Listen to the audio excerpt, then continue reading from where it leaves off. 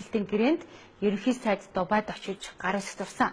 За улсын хурлдах шударгаас эвслээс ажлын хэсэг гарч Дубайн гэрээг шалгаад үзэхэд оюутлогын лицензийг гадаадын 15 банкны барьцаанд тавьж Монголын талын өрийг 2 тэрбумаар нэмээд зогсохгүй Монголд орж ирээгүй санхүүгийн шалгалтаар тогтоогдсон өрөөгч өөр дээрээ авсан болох нь тогтоогдсон байна. Иймээс шударгаас эвслээс Дубайн гэрээг өөрчлөх мэдэгдэл гаргаснаа өнөөдөр зарлалаа. Манай сангийн яам гайл татвараас оюу толгойд 2 жилийн турш шалгалт хийсний эцэст оюу толгойд оруулсан гих 7 тэрбум доллароос 2 тэрбум ам доллар нь Монголд огт орж ирээгүй хоосон бичлэг байсан тогтоогдсон байдаг. Гэтэл Дубайн гэрээгээр энэ мөнгийг Монголд орж ирснээр тооцно гэсэн нь манай талд өр нэмэгдүүлэхээр болжээ. Оюу толгойд 2009-с 12 оны хооронд 7.9 тэрбум ам долларын хөрөнгө оруулалт хийсэн гэдэгч үүний ердөө 1 тэрбум нь машин техник тоног төхөөрөмжгээд бодит зардалд зарцуулагдсан, харин 6 тэрбум ам доллар нь үйл ажиллагааны зардал буюу цалин хөлс менежментийн зардалд зориулагдсан байдаг. Өөрөөр хэлбэл бодит зардлаасаа 6 дахин их зардыг үйл ажиллагаанд зориулсан гэсэн үг. Тухайлбал оюу толгойн нэг менежер нь жилдээ 90 мянган долларын цалин авч байгаа нь дэлхийн жишгээс 3 дахин их юм а. Оюу толгойд хувийн хөрөнгө оруулалтаар хайгуул хийж нөөцийг нь тогтоосон гэдгээрээ хөрөнгө оруулагчид ихэнх буюу 66% эзэмшиж байгаа. Гэтэл гэрээ байгуулахаас өмнө гарсан хайгуулын зардлаа хөрөнгө оруулалтанд нэмж тооцноор бид мөн хайгуулын зардлын 34%-ийг нь өндөр хүүтэйгээр төлөх болжээ. Мөн өнгөрсөн хугацаанд орон нутагт хандив нэрээр 61 сая долларын тусламж үзүүлснээгээ мөн хөрөнгө оруулалтандаа бүртгэсэн байна. Бид 10 жилийн дараа энэ хандив нэртэй 61 сая долларыг 2 дахин нугалж төлөхөөр болцоод байгаа юм. Бээжинд нээсэн авиахын манзын төлөөлөгчийн газар хятадд байгуулсан цахилгаан станцаа хүртэл Монголд оруулсан хөрөнгө оруулалт гэж үзээд манайхаар 33%-аар төлөвлөхөөр бичсэн байдаг. Ийм хөрөнгө оруулалтын хэтэрхтийг хүлээн зөвшөөрсөн нь Дубайн гэрээний хамгийн том алтай юм а. Оюу толгойн тэр нөгөө толгой компани түүний охин компаниудад гарсан зардлыг авч ирээд Монголын оюу толгой дээр зардлуулга бичсэн 200 сая доллар. Айлын.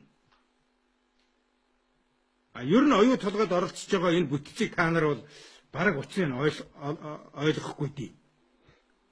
Яагаад гэвэл шүү дээ. Турко сийлэн ч юм уу, оюу толгойн юм уу, Рион юм уу, дээрээс нь Нидерландынх нь Рио юм уу, Монголын охин ч юм уу, толгойн ч юм уу. Тий, тэр ерөөсөө учрыг нь олдохгүй. Яагаад гэвэл энэ олон компаниуд чинь хоорондоо булхаа хийдэг байхгүй юу? Би танад нэг жишээ хэлэх үү. Оюу толгой төсөл хэрэгжээд гэрээ байгуулагдангуут Аюунхоо Майнз гэдэг компани оюу толгой руу 129 сая долларын тоног төхөөрөмжөө худалдсан байна. Тэрийг нь Аюунхоо Майнз гэдэг компани худалдаж аваад эргээд оюу толгой компани руугаа 200 сая доллар болгоод шахацсан байна. Мэдчихэж ингээд ерөөсөд дансны бүртгэл хөдөлгөөнд дундаас л 120 сая долларыг алга болгоцсон. Байх жишээтэй. За ажил үүргийг давхардуулж бичээд 300 сая долларын мөнгө өгсөн. Давхар биччихдэг. Энд нэг хийсэн ажлаа энд нэг хийгээд биччихдэг. 300 сая доллар. За дээрээс нь хандив тусламж өглөө гэдээ манайхан баярлалаа алгачаад өгөөд идэг. Тэрийгэ зээлэн бичдэг. 61 сая долларын хандив тусламж өгсөн байна. 1 сая долларын тий. Ажил оюутлогоо төслийг хэрэгжүүлэхэд өмнгийн говийн хөгжлийн зөвлөлтчдийн байгууллагад өмнгийн говьд өгөөжийг аавна гэж одоо тэгсэн шүү дээ. Тэнд хандив өгөөд байнгээл манайхан баярлалаа алгачаад исэн чинь бүгдийн зээл бичсэн. Аваад зээл бичээл авсан өдрөөсөө хүүд хацсан явж байгаа. 10 жилийн дотор энэ зээл 2 дахин нугарна. 129 сая доллар бид нар 22 онд төлнө.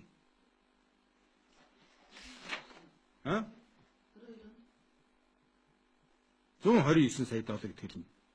Огт өөрт нь хамаагүй газруудын үндсэн хөрөнгийг ингээд мөнгө гаргаад засчихдаг. Жишээ нь Петровисын нефтийн агуулгыг засаад хөрөнгө оруулсан. Тэрийг авчиад оюу толгой хөрөнгө оруулалт бичсэн. 3 тэрбум төгрөг. Хэн хийдгүүхээр тэнд сууж байгаа нэг менежер хийждэг. Яг Монголын өөрийг нэмэгдчихдэг. За валютын одоо ханш өөрчлөгдөж гэнэ гэдэг их хэмжээний мөнгө зарцуулаад бичсэн 39 сая долларыг 10-12 оног би яриад шүү зүүхийн хооронд. Түүний 11 сая доллар нь огт хэрэглэгдээгүй мөртөө зардалд оруулаад бидэнд бичсэн.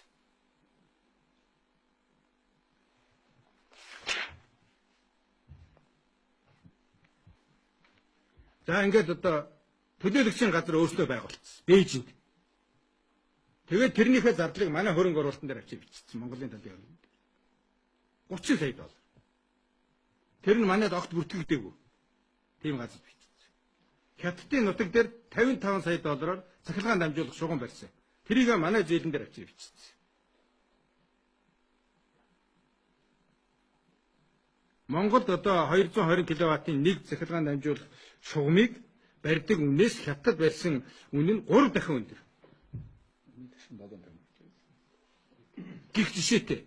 Ерөөсөө энэ зөрчлүүд бол дандаа Монголоос мөнгө саахал ийм л үйлдэл явсан. Тэр нь 1.8 тэрбум.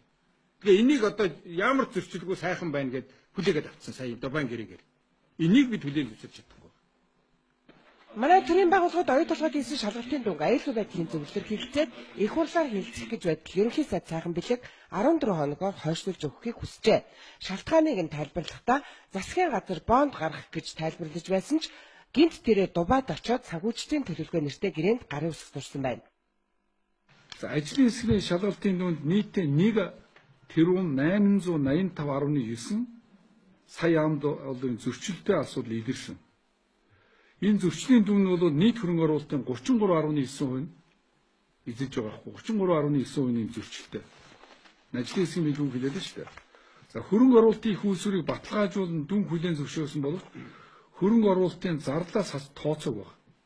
Тэр талаар хөрөнгө оруулалтын зарлаас хас тооцдгүй ийм юм хийчихэд байгаа хгүй. Тэг ийм зүйлүүдийг ярихгүйгээр Дубайн гэр хийчихэд байгаа учраас эхлээд бид одоо 2 тэрбум орчим долларын зөрчил гараад байхад энийг ярихгүйгээр шууд Дубайд хийснийг одоо бид буруутгаад амд. За хувь нийлүүлэгчийн зээлийн хүү тооцох суурийг буруу тооцсноос зээл болон хүүгийн үлдэгдэл буруу тооцоологдсон байгаад ингээд дүгнэлт гаргачихсан. Юун дээр за анган шатны баримтаар нотлогдоогүй хуримтлуулан тооцсон аккурат өглөг үүсгэсэн байна. Энэ дээр бүгдээр нь саяны улаан сайд хийсэн тооцсоноос гадна энэ дээр бас тоонууд байгаа. Шаардлагатай юм бол бид энэ тоонууд гэдэг юм байдий. Одоо хүнтэй гэрээ байгуулад тийм ээ. За би чамаас экскаватор аавна гэж гэрээ байгуулж чанд мөнгө шилжүүлчихлээ. Гэтэл экскаватор орж ирээгүй. мөрчсөн байлаа мөнгө. Тэгэхээр шилжүүлсэн мөнгөөрөө хөрөнгө оруулалт биччихсэн. Нөгөө экскаватор орж ирээгүй.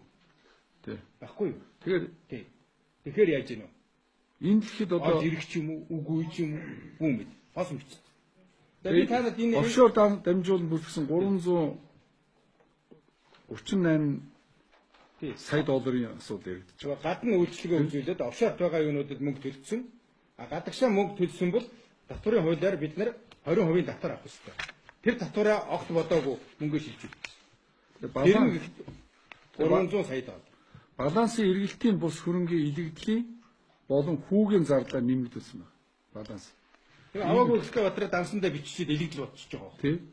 Одоо Монголын тэр ордыг бүхэлдэн тавиад лицензийн тавиад энэ одоо том бүтээн байгуулалтын ашиг орлогыг бүгдийг тавиад ингээд нэмээ дээрээс нь 6 миллиард доллар авах юм хийгээд ирлээ шүү. Эннийхээ 4.2 миллиардыг тэр Риотент компани, толгой компани балансын тусгаар ингэж хийсэн байна. Энэ Монгол ирэхгүй хөрөнгө.